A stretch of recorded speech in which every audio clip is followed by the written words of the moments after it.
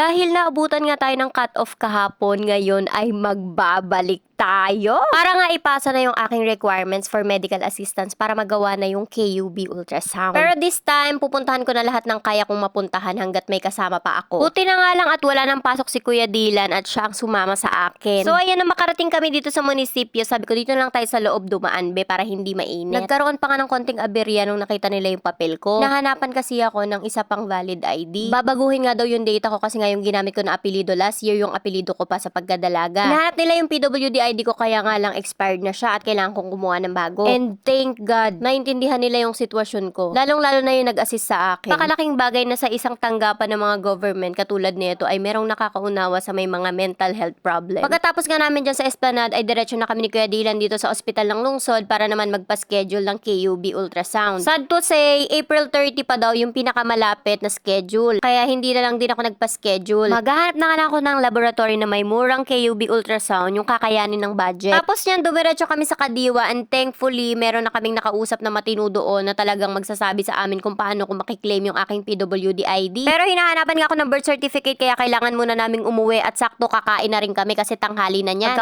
Pagkakain nga ay dumiretso na kami agad dito sa may City Hall. Medyo naguluhan nga ako dito kasi mali-mali nga yung mga date na nakalagay. Lalo na sa birthday ko. Tapos ang nangyari, hindi renewal, extend lang yung ID ko. Pero hinayaan ko na basta mahalaga nakuha ko yung ID at magagamit ko siya. Magpapasa na lang siguro ulit ako ng requirements sa mga susunod na taon kasi hanggang 5 years lang yun. 2027 mag-e-expire na din siya. So ayun lang po yung mga ganap ngayong araw. Maraming salamat sa panonood.